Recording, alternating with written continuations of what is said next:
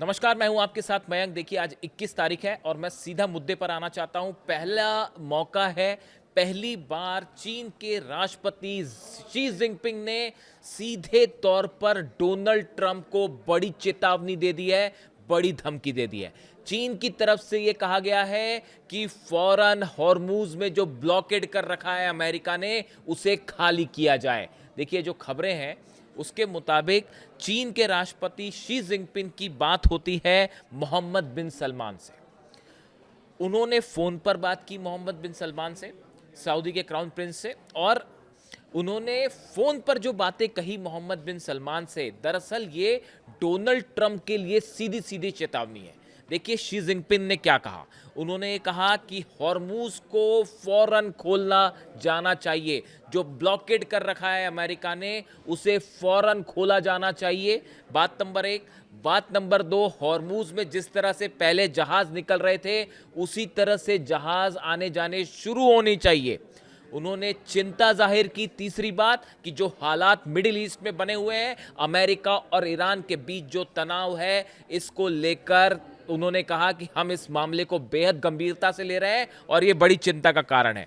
उन्होंने अमेरिका से ये कहा, देखिए बात तो मोहम्मद बिन सलमान से हो रही थी, लेकिन मोहम्मद बिन सलमान के जरिए ये संदेशा असल में ट्रंप के लिए था। और उन्होंने ये कहा कि अमेरिका को यहाँ जितने जहाज खड़े हैं, चाहे हालात जो भी हों, लेकिन सीज फायर के तहत ये तय था कि किसी भी तरह की कोई आक्रामक कार्रवाई नहीं होगी। इस लिहाज से फौरन ये जहाज अमेरिका को वापस हटा लेने चाहिए। उन्होंने ये भी कहा कि ईरान पर किसी भी तरह का कोई हमला नहीं होना चाहिए। यानी देखिए, ये 5-6 बड़ी बातें शी जिनपिंग ने सीधे तौर पे कही मोहम्मद बिन सलमान से। ये पहला मौका है। देखिए, शी जिनपिंग के बयान बेहद कम आते हैं सामने, और कई बार ऐसा होता है कि स्टेटमेंट ही रिलीज होता है, लेकिन इस बार वो बात कर रहे थे मोहम्मद बिन सलमान से। अब देखिए, ये इसकी टाइमिंग देखिए। एक तरफ इस समय पूरी दुनिया की नज़रें इस बात पर हैं कि पाकिस्तान में ईरान और अमेरिका की बातचीत का क्या होगा। बातचीत होगी, नहीं होगी, अगर शुरू होगी तो क्या होगा। हमने देखा तमाम तरह की स्पेकुलेशंस हैं, उनके बारे में बात करने का कोई मतलब ही नहीं है, कोई औचित्य नहीं है। लेकिन इस बातचीत के ठीक पहले जिनपिंग का सऊदी से बात करके ये संदेशा देना, क्या चीन ने ये शर्त रख दी है कि अमेरिका पहले ब्लॉकेड हटाए, उसके बाद ईरान बात करेगा।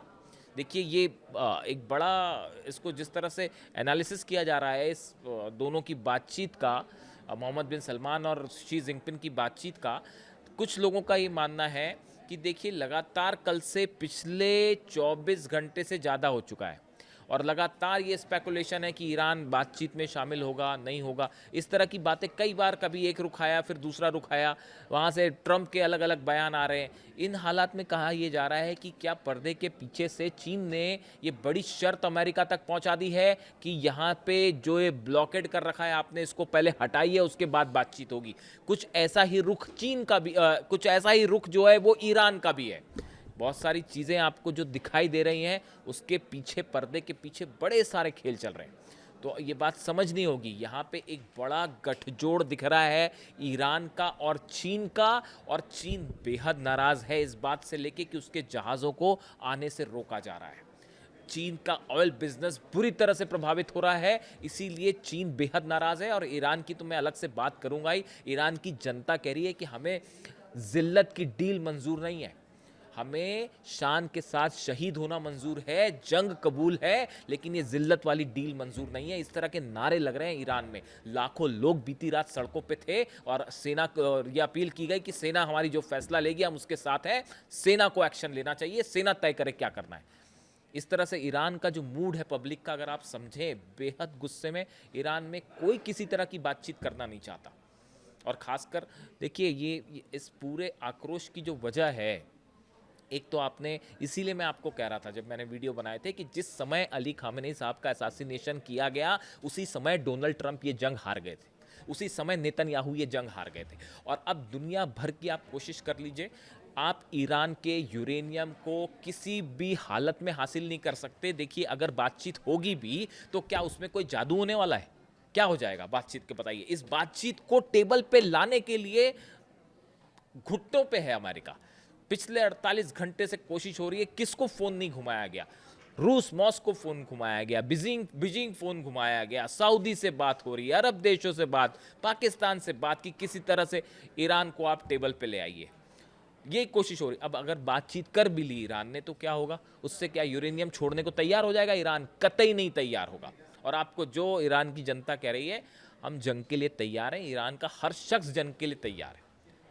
और ये गुस्से की सबसे बड़ी वजह अली खामने साहब का असैसिनेशन है, जो किसी सूरत में जनता दुश्मनों को, कातिलों को माफ करने के लिए तैयार नहीं है। ये ईरान की जनता का मूड है। तो ऐसी सूरत में अब ये चीन का जो स्टेटमेंट है उसको इस तरह से लिया जा रहा है कि क्या जो बात ईरान कह रहा है कि पहले ब्लॉकेड हटाइए फिर बात करेंगे, क्या ऐसी ही स्थिति चीन ने भी शर्त रख दी है सामने? इसके अलावा देखिए और भी बड़ी खबर है। कल देखिए चीन की तरफ से क्या बयान आया था, डोनाल्ड ट्रंप को कहा गया था डोनाल्ड ट्रंप आग से मत खेलो, ये शब्दों का इस्तेमाल किया गया था कि अमेरिका आग से ना खेले। उसके अलावा देखिए दो खबरें और हैं। चीन ने अपना एयरक्राफ्ट कैरियर जो कि लियाओनिंग जिसका नाम है, इसको ताइवान स्ट्रेट्स में जो है उतार दिया है। ये पहला मौका है बड़े समय बाद जब इन हालात के बीच में चीन ने अपना एयरक्राफ्ट कैरियर उतार दिया है। हालांकि देखिए इसका जो रिलेवेंस वहाँ पर है कि अमेरिका, जापान और फिलीपींस की जो एक मिलिट्री ड्रिल हो रही है, इससे खासा नाराज़ है चाइना। ऑयल से जो नुकसान हो रहा है ईरान के साथ, वो तो बिजनेस में वो गुस्से की एक वजह है ही, लेकिन ये जो मिलिट्री एक्सरसाइज है और साथ में जापान ने जो JS अगाजुची एक जहाज़ है एयरक्राफ्ट करियर, वो भी उसको भी उतारा, चीन के करीब लाया, उससे भी चीन बेहद नाराज़।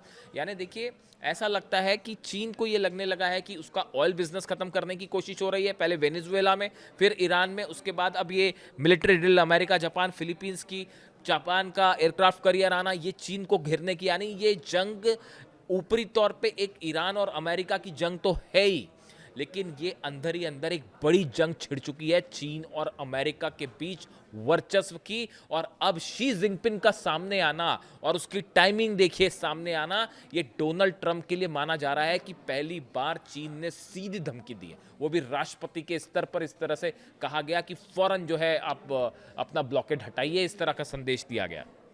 इसके अलावा देखिए दो खबरें और।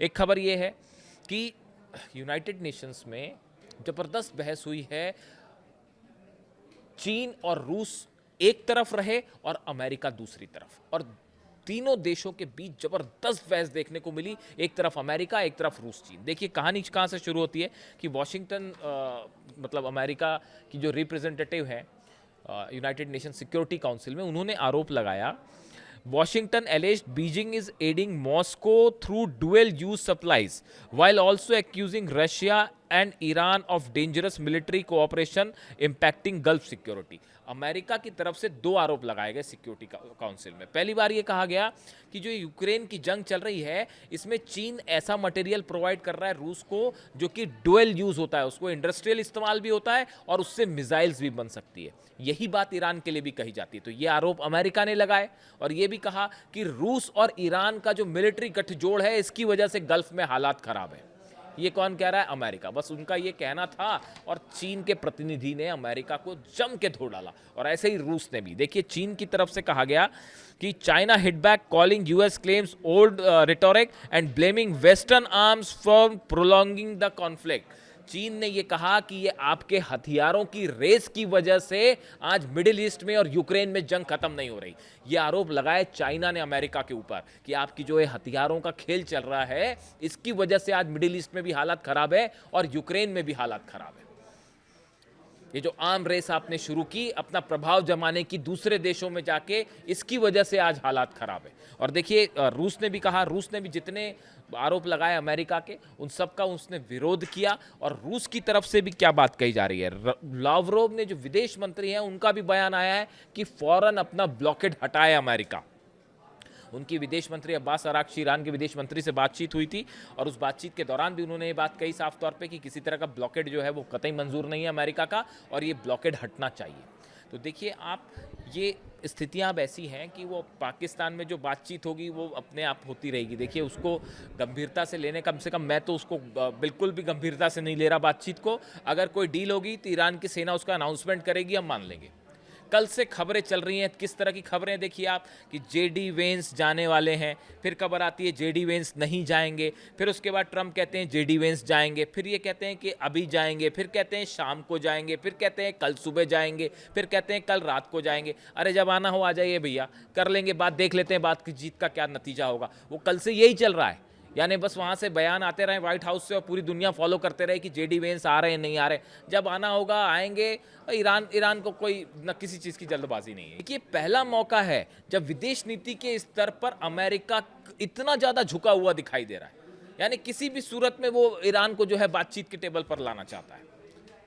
और रूस और चीन दोनों का ये बयान कि पहले ब्लॉकेड हटाइए, ये इस बातचीत के पहले, बल्कि तीनों का, ईरान भी यही कह रहा है, रूस भी यही कह रहा है, चीन भी कह रहा है, चीन के राष्ट्रपति का सीधा डोनाल्ड ट्रंप को ये कहना कि ब्लॉकेड हटाइए।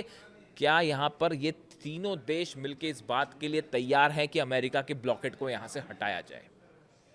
बातचीत में क्या होता है, बातचीत होती नहीं होती है, जो भी अपडेट होगा मैं आप तक पहुँचाऊँगा। कमेंट करके बताइए आपको वीडियो कैसा लगा। Thank you so much.